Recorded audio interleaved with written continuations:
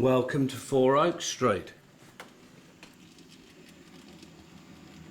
Here's the good old Deltic. That was the troublesome engine making its way on the underloop, and will be heading around the bottom of the baseboard and heading back up the helix. A massive thanks to John at Piccadilly for making a special video so he could show me how to actually get the frames off without breaking them. Only I searched, but there was nothing really there to tell me, so consequently that was a great help, so thanks John. So I'll just give that a bit more speed, be able to see it just winding its way up the helix. It's definitely a lot smoother. I did get one new bogie as mentioned, and managed to then make a good one out of the remaining two. One of the actual axles, the gear was just loose, just running free. So yeah, big thanks to John. So couple of things what I've been doing. I'll just bring the class 37 back towards me. I had a few issues with that, and you know, it's always the very basic stuff. Is the track clean? Are the wheels clean? That type of stuff. So this is the view going through the new Metcalfe road bridge that's now completed. So I'll show you that in a second. Also a gasometer. Big thanks to Stephen at Elvenhome for supplying the instructions. Quite fiddly, but I've got another one to make, so now I've got the instructions. I know where I went wrong. It's come out reasonably well, but plenty to do. So big thank you for that. Here's the Deltic just now about to collide into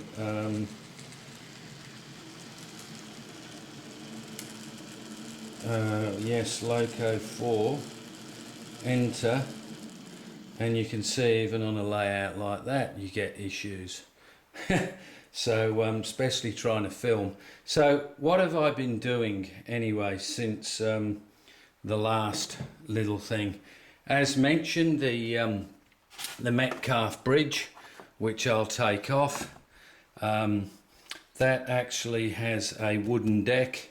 Put the roadways on. It's actually two kits, which I had an issue because the width was either too wide or too narrow. So consequently, after a bit of kit bashing and cutting, you can see there's a couple of joins in it. That's what I've ended up with. Quite satisfied overall with the result. So that will just sit on these two mounts here at the moment.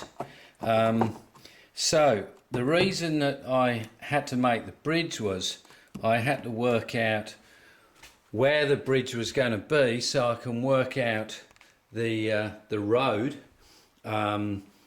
from the bridge over the other rail.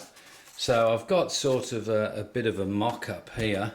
So this is just to get the curve. So what I've also done as well, I've now done infill. So if we look at that area now, this is where the road finishes. That was the new section I'd done. Whilst we're there, I've also added that other crossing here, which I'm happy with the way the engines run over. If you can get in easily enough and your eyesight's good enough, you can cut the side of the chairs off which will definitely allow it to sit a bit flatter, because obviously if it sits higher than the rail at all, what you will end up with is the train just stopping. So I'm quite fortunate that that it's all worked quite well. So that's a blessing in disguise. So the signal box is there. Obviously there's no one in it, otherwise we wouldn't have had that attempted crash, or that actual crash. But my plan is, once the layout's actually got a loop back around the other side of the room, I will then probably have a second controller, so I don't end up with these situations.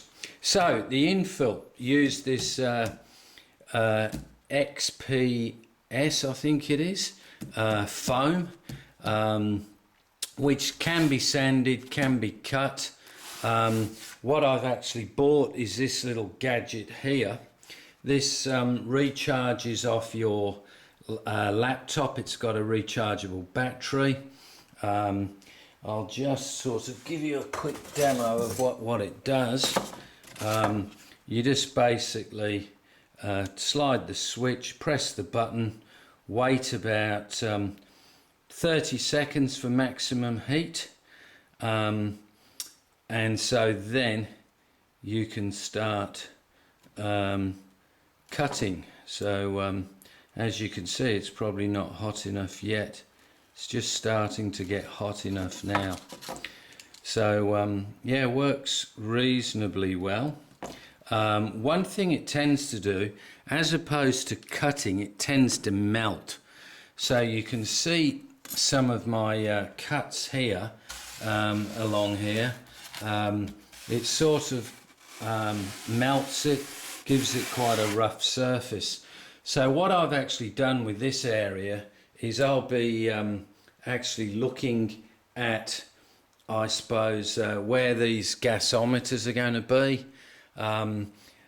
the road that comes through here, the road that will join up to that other road that I finished down the side, the road up to the church that's going to sit on there. Now, as previously mentioned, this layout is in modules. So in other words, we have a join right here. So what I'm doing for the joints, I'm using this wood here, which I'm drilling through to the board, drilling holes in the other side.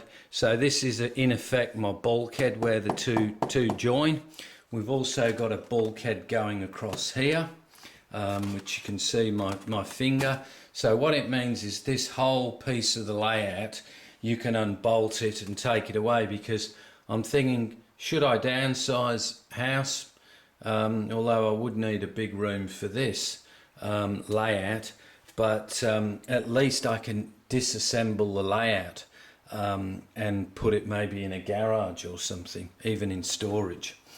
So what I've also done is I've been toiling with, do I have more retaining walls here? Because you can see the joint actually goes right across here. So I've cleaned up the ballasting here. It's just got to be weathered.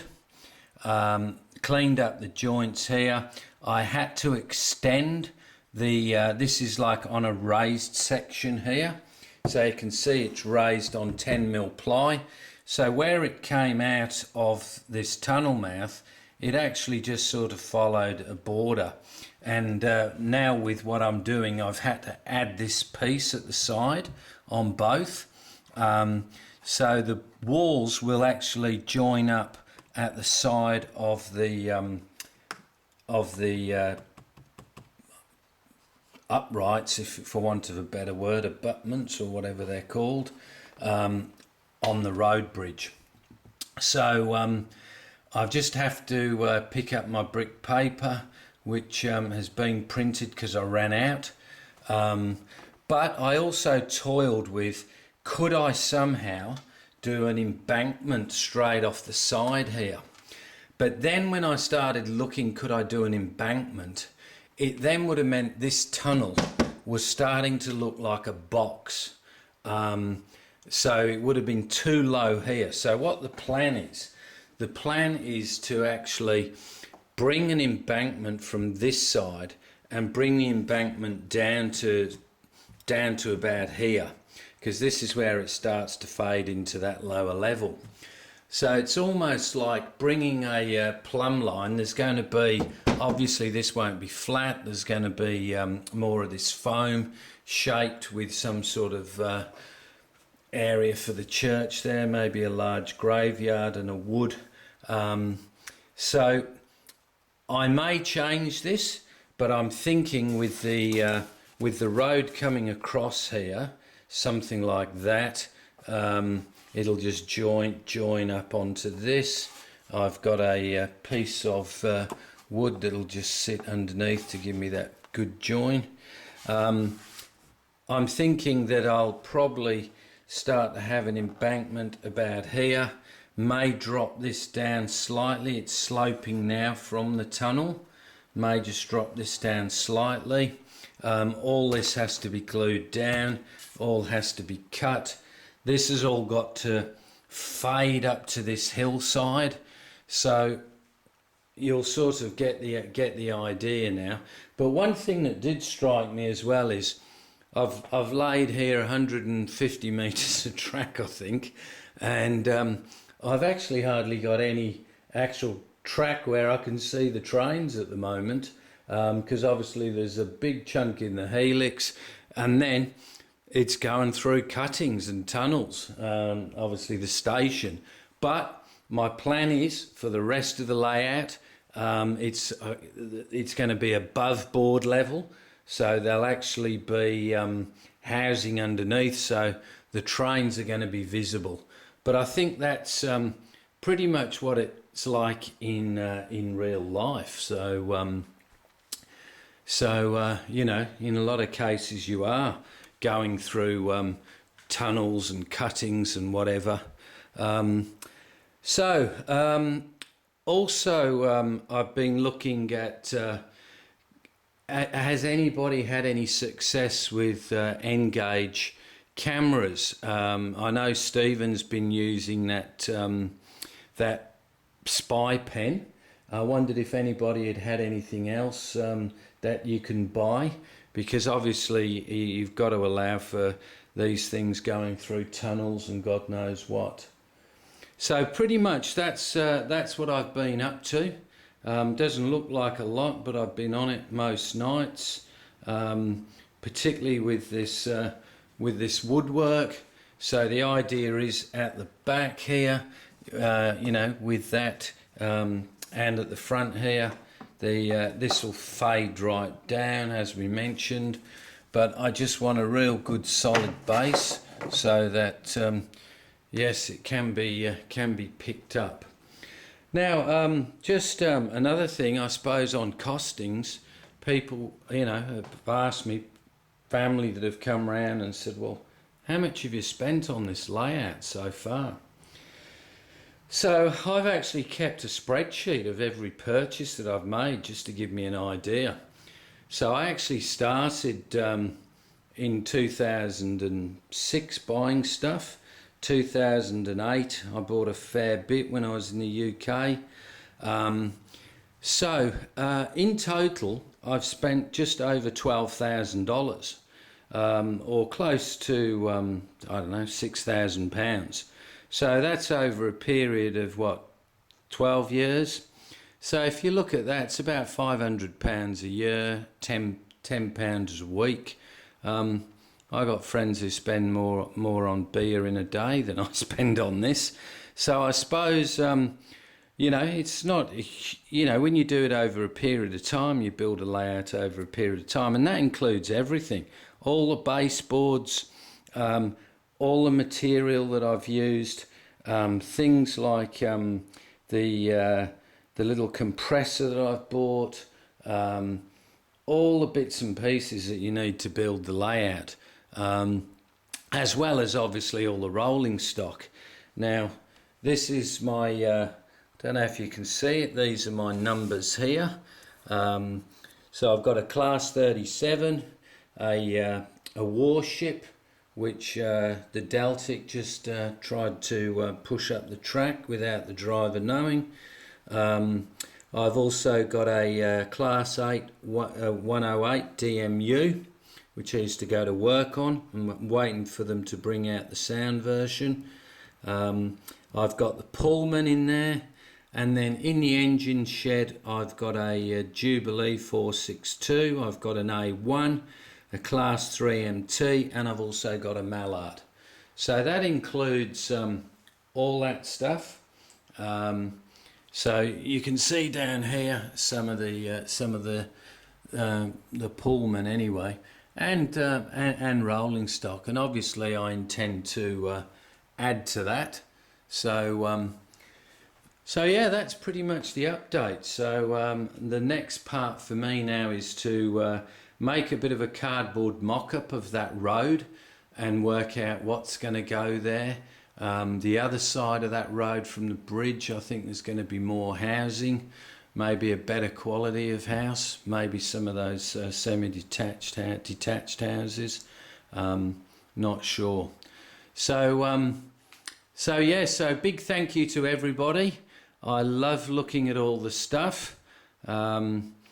Every day pretty much I see welcome to Long Dyke Junction. Well, so that's always good, but some fantastic layouts and very nice people I'm picking up.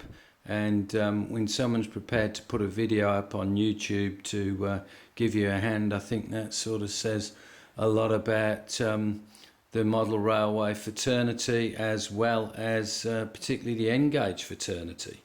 So thank you to everybody, and keep enjoying, and maybe I'll get to the UK again fairly soon.